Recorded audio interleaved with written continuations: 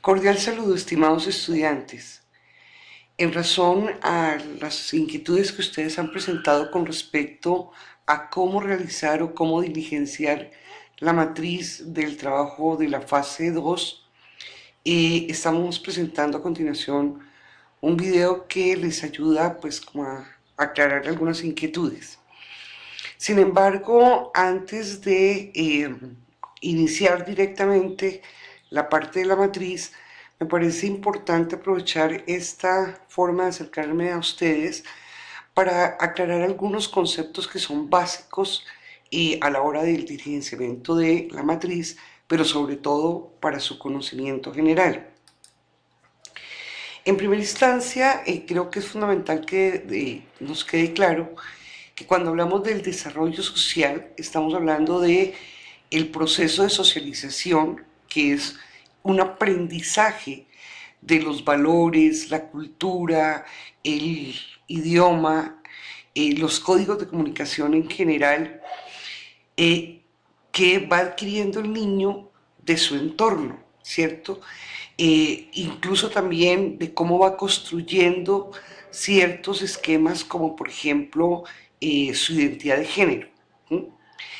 Gracias a ese proceso de socialización o de aprendizaje social, el niño aprende a adaptarse a los diferentes grupos con los que se va encontrando, primero su familia, la escuela, la comunidad y ya otros grupos sociales diversos. Cómo va incorporando normas, imágenes, valores, etcétera, para ir construyendo también ese sentido de pertenencia a una familia, a una comunidad, y de ahí pues todo lo que se desprende en términos tanto de identidad cultural como configuración de identidad personal y de responsabilidad social con el grupo con el cual está adscrito. Por su parte, el desarrollo moral se entiende como el avance cognitivo y emocional que permite a cada persona tomar decisiones cada vez más autónomas y realizar acciones que reflejan una mayor preocupación por los demás y por el bien común.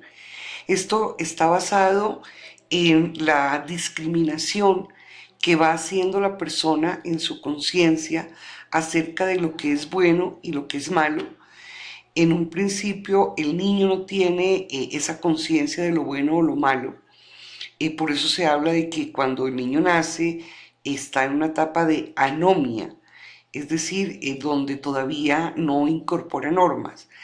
Y poco a poco en el proceso de socialización, con respecto a lo que tiene que ver con las reacciones o respuestas que dan las personas que rodean al niño respecto de sus propias conductas, es que el niño va desarrollando el concepto de lo bueno y lo malo, del bien y del mal. En principio, como lo dice Colbert, pues eso va a estar sustentado en una heteronomía, ¿cierto? Lo que viene de afuera, una moral que se impone desde afuera. Y cuando la persona alcanza la mayoría de edad moral, se espera entonces que los conceptos de lo bueno y lo malo estén centrados en la escala de valores que la persona ha adoptado, ¿cierto?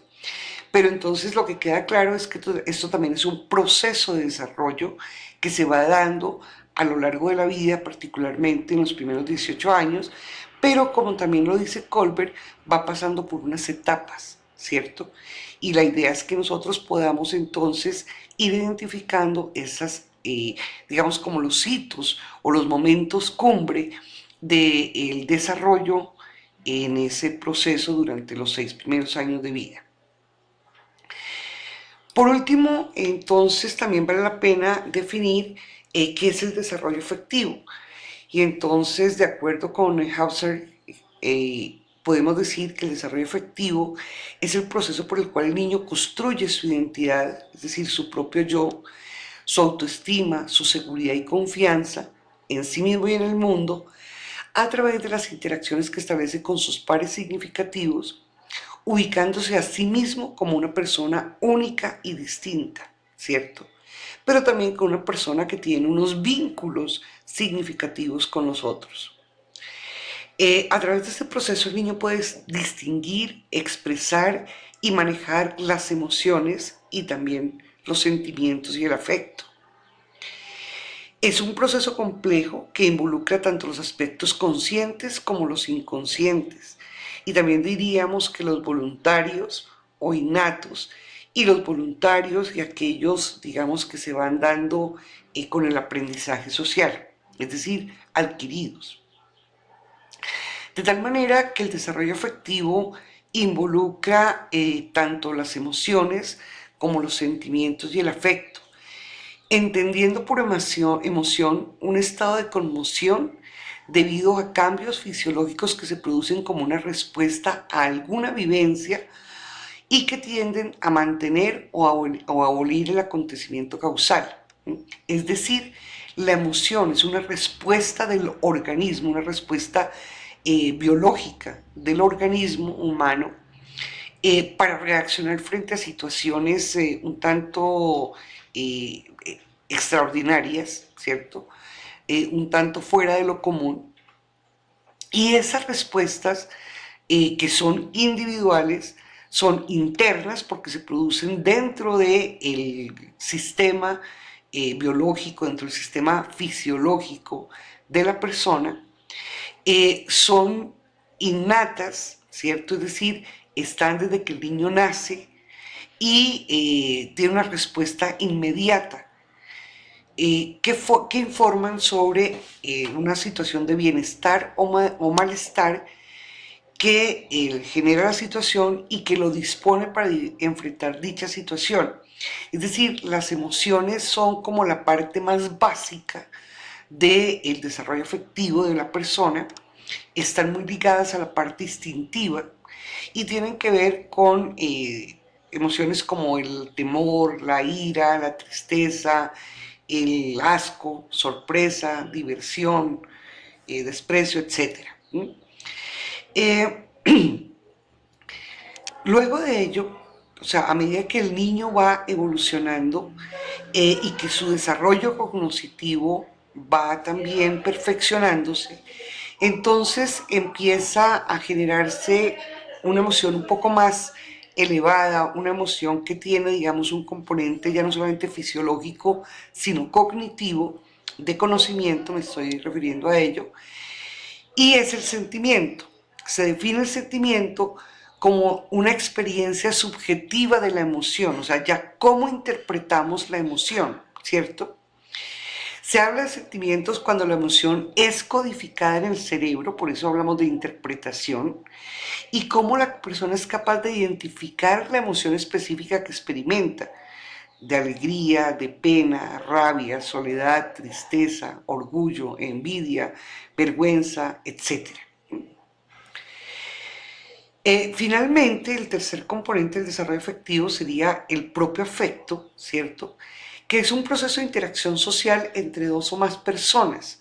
O también, digamos, también tendríamos que señalar que es un proceso de interacción subjetiva también y intrasubjetiva en términos de lo que tiene que ver con el afecto que uno va desarrollando por sí mismo, es decir, todo el concepto de autoestima o amor propio. Es un sentimiento relativamente estable, mucho más fuerte que el simple sentimiento momentáneo de alegría o rabia o soledad, que fluye y se traslada de una persona a otra o de uno mismo hacia sí mismo, ¿cierto? Es un proceso que requiere de algún tipo de esfuerzo, es un proceso que requiere el cultivo. Por ejemplo, cuando uno ama a alguien, pues requiere cuidado, requiere comprensión, exige solidaridad, ¿cierto? Pero incluso un sentimiento tan fuerte como el odio también requiere esfuerzo, ¿cierto? Uno se tiene que esforzar lamentablemente para odiar, o afortunadamente, mejor, con eso no se esfuerza tanto en odiar. Es decir, uno tiene que generar sentimientos como de venganza, de rencor, bueno, para cultivar el odio. Entonces el afecto ya un grado de emoción mucho más consolidado que tiene que ver con no solamente con la parte cognitiva, sino valorativa y que está muy ligado a las interacciones permanentes, a la historia de una interacción. Uno no ama de un momento a otro, uno aprende y desarrolla el amor en un proceso histórico con otra persona, ¿cierto? Bueno, esto era sencillamente para que ustedes, entonces, teniendo claridad sobre cada una de las dimensiones del desarrollo que estamos viendo en este curso, es decir, cuando hablamos de dimensiones estamos hablando de la dimensión social, de la dimensión afectiva y de la dimensión moral. Entonces ya con estos conceptos claros podemos empezar a trabajar nuestra matriz. Entonces ustedes se encuentran en un primer momento con que la matriz está así, en la matriz que les estamos proponiendo, ustedes se encuentran la matriz así. Lo primero que vamos a hacer entonces es sustituir estos títulos de referencia 1, referencia 2, 3, 4, ¿cierto? Los vamos a reemplazar por los títulos de los 4 artículos o las 4 referencias bibliográficas que ustedes deben trabajar en esta unidad y que están dispuestas en el entorno de conocimiento. Entonces la primera, bueno, yo aquí puse la primera, el orden no importa, pero deben colocar pues la lectura de Papalia y sus colaboradores, que es Psicología de la Infancia a la Adolescencia, el video que habla sobre las etapas del desarrollo moral de Colbert, el compendio comprendiendo el desarrollo social y emocional de los niños en edad temprana y la OVA de educación infantil. Bueno, es lo primero que hacemos, o sea, no vamos a dejar los títulos de referencia, sino primero cambiamos esos títulos de referencia por los títulos de las obras que tenemos como obligatorias consultar. Bien, la segunda cosa es una sugerencia que yo hago. Si ustedes han tenido contacto con niños menores de 6 años, se dan cuenta que hay unas diferencias abismales entre, digamos, un niño de 1 año con un niño de 2, 3 años y con un niño de 5 o 6 años, ¿cierto? Esas diferencias en el comportamiento del niño, en la forma de actuar del niño, en la forma de relacionarse con el mundo, están dadas justamente por los aprendizajes que el niño va haciendo en su crecimiento, es decir, realmente por ese desarrollo que está teniendo.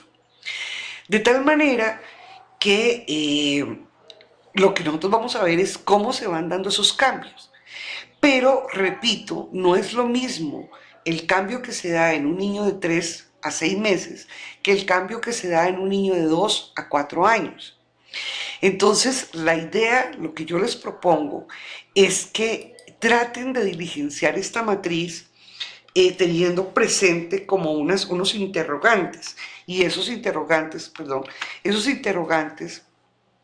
justamente hacen referencia a estas preguntas que yo les estoy proponiendo acá. Es una propuesta, ¿sí? Entonces, ¿cuál es la idea? La idea es que ustedes, cuando están diligenciando la matriz, cuando ustedes estén diligenciando la matriz, pues tengan presente como dar respuesta en la búsqueda de la información o en la lectura de los textos, traten de dar respuesta a estas preguntas, ¿sí? En este caso sería, ¿cuáles son los principales logros o características del desarrollo social durante la etapa de los 0 a los 3 años? ¿Sí? Fíjense que el libro de Papalia incluso lo diferencia así, ¿no? Tiene un capítulo que habla de los 0 a los 3 años y otro capítulo que habla de los 4 a los 6 años. ¿Por qué? Porque los cambios que se dan de 0 a 6 años son múltiples y son bastante significativos, porque estamos hablando, digamos, como de la niñez y de la infancia temprana. Entonces, tratemos de dar respuesta a eso, es decir, tratemos de que cuando vamos a hablar del texto, del desarrollo social, podamos aquí poder poner elementos de cada una de las etapas. Por ejemplo, yo leo el texto de Papalia y de ahí puedo sacar